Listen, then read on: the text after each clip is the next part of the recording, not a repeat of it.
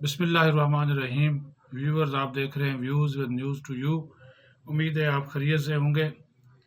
آج ہم گفتگو کریں گے ایک سینئر صحافی حامد میر صاحب نے کالم ایک لکھا ہے اس کے اوپر، کیونکہ اس میں جو انہوں نے باتیں کی ہیں وہ ویسے ماضی میں بند کمروں میں تو ہوتی رہی ہیں، کچھ چیزیں اس میں منظر عام پر آئی ہیں، کچھ چیزوں کے حوالے سے انہوں نے آج کھل کر ذکر کر دیا ہے۔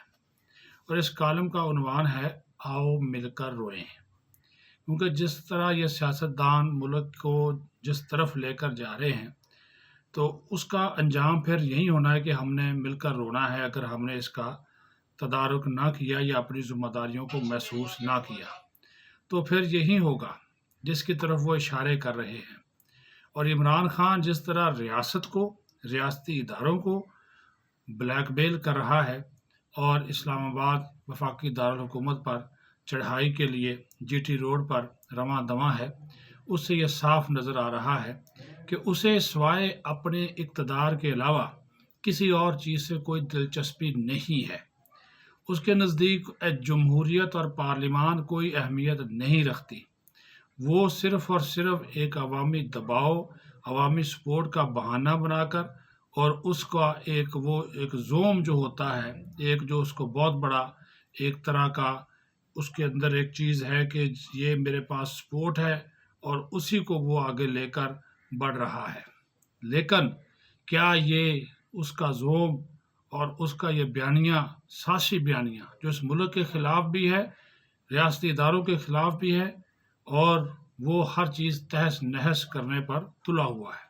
سوال میرا یہ ہے کہ کیا حکومت اتنی کمزور ہے، کیا ہمارے ریاستی ادارے اتنے کمزور ہیں کہ اتنا کچھ وہ کہہ رہا ہے ریاست اور ریاستی اداروں، پاک فوج اسٹیبلشمنٹ کے خلاف، کہ کسی کے کان پہ جوں تک نہیں رینگ رہی؟ میں اور آپ اگر یہ بات کریں، بغاوت تک وہ گیا ہے، کوئی اور سیاستدان یہ بات کرتا تو جیل کی سلاخوں کے پیچھے ہوتا۔ صحافیوں کے ساتھ جو ہو رہا ہے وہ بھی آپ کو جو ہے وہ معلوم ہے۔ اب یہاں پہ جو چیزیں چل رہی ہیں تو جب یہ ان وقتوں کی بات، ان سب چیزوں کی بات، ان حالات و واقعات کی بات، تو یہ چیز جو ہے وہ نظر آ رہی ہے۔ جس وزیر اعظم کو چیری بلاسم قرار دیتے، یہ ان کے کالم کا، ویسے تو انہیں لمبا چوڑا لکھا اور بھی کچھ، ان کے کالم کا میں ایک حصہ آپ کو پڑھ کے سناتا ہوں تاکہ آپ کو اندازہ ہو جائے کہ یہ ہوتا کیا رہا ہے۔ جس وزیر اعظم کو چیری بلاسم قرار دیتے اس کے پاس پیامبر بھیجنے لگے۔ ان کا خیال تھا کہ وہ اتنے مقبول ہو چکے ہیں کہ کوئی ریاستی ادارہ ان کے سامنے نہ کہنے کی جرت نہیں کر سکتا۔ عمران خان کی میں وہ بات کر رہے ہیں، لیکن وہ یہ بھول گئے کہ ان کے ارد گرد وزارت عظمیٰ کے کم از کم 3 امیدوار موجود ہیں جو اندر ہی اندر ان کی جڑیں کاٹ رہے ہیں۔ ان کا انہوں نے نام تو نہیں لیا، لیکن آپ کو معلوم ہے کہ فواد چودھری، پرویز خٹک اور شاہ محمود قریشی یہ خود کو وزارت عظمیٰ کے امیدوار سمجھتے ہیں۔ آگے حامد میر لکھتے ہیں، اس سلسلے میں ایک چھوٹی سی جھلکی پیش ہے۔ فروری 2021 میں جنرل قمر جاوید باجوہ اس وقت کے وزیر اعظم عمران خان سے ملے اور انہیں خبردار کیا کہ آپ کے پارٹی کے اندر گڑبڑ شروع ہو چکی ہے، لہٰذا آپ اپنے MNA صاحبان کی ناراضگیاں دور کریں۔ اگر آرمی چیف کی نیت میں فطور ہوتا تو وہ عمران خان کو خبردار کیوں کرتے؟ یہ وہ دن تھے جب عمران خان کی کابینہ کے اراکین ہیلے بہانوں سے آرمی چیف سے ملنے جاتے اور اپنے وزیر اعظم کی شکایتیں کرتے۔ ایک دن 7 وزراء کا وفد جنرل باجوہ کے پاس گیا اور اپنے اس وقت کے وزیر اعظم عمران خان کے خلاف شکایات کے انبار لگا دیے۔ جنرل باجوہ نے ان وزراء حضرات سے کہا کہ آپ یہ سب باتیں وزیر اعظم کے سامنے خود کیوں نہیں کرتے؟ وزراء صوبا نے کہا کہ خان صاحب ہماری کوئی بات نہیں سنتے۔ یہ سن کر جنرل باجوہ نے ان وزراء سے کہا، آؤ پھر ہم سب مل کر روتے ہیں۔ اس کے بعد معاملات دن بدن بگڑتے چلے گئے۔ ISI کے سربراہ کے ٹرانسفر کے مسئلے پر عمران خان نے جنرل باجوہ کو اتنا زج کر دیا کہ ایک دن جنرل صاحب نے اپنا عہدہ خود ہی چھوڑنے کا فیصلہ کر لیا اور وزیر اعظم کو اطلاع بھی دے دی۔ وزیر اعظم کو جب یہ پتہ چلا تو انہوں نے ISI کے سربراہ کے ٹرانسفر کا نوٹیفیکیشن کروا دیا، لیکن اس کے بعد انہوں نے نیا آرمی چیف اور ISI کے نئے سربراہ سے تقاضا کیا کہ اپوزیشن کی اہم شخصیات کو جیلوں میں ڈالا جائے۔ इस गैर आइनी मुतालबे से इनकार कर दिया गया तो खान साहब ने अप्रैल 2022 में नए आर्मी चीफ की तकर्री का फैसला कर लिया था।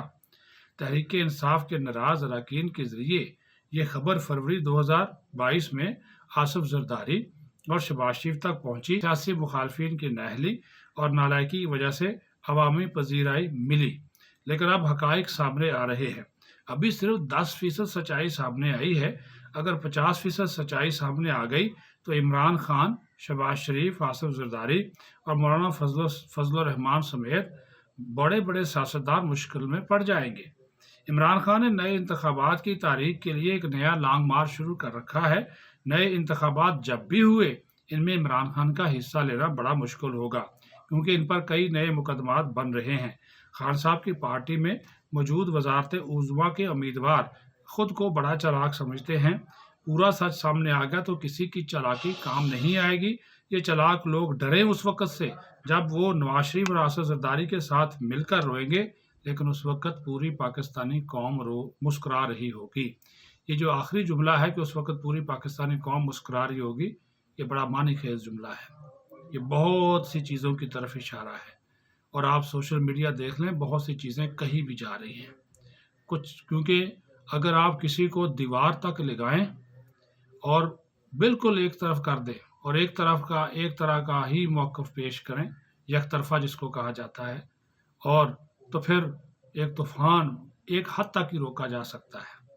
और जब वो तूफ़ान किसी लावे की शक्ल इख्तियार करेगा और बहुत बड़ी आंधी बनेगा, तो फिर हम उसमें से किसको रोक सकेंगे? ये फैसला करना इन सियासतदानों का भी काम है और उन अवाम का भी काम है जो कि इन सियासतदानों के नारों में, झूठे दावों के बीच में आ जाते हैं, उनके दबाव में आ जाते हैं, उनके घेरे में आ जाते हैं, तो फिर सूरत हाल ख़राब होती है। अपना ख्याल रखें। बहुत शुक्रिया।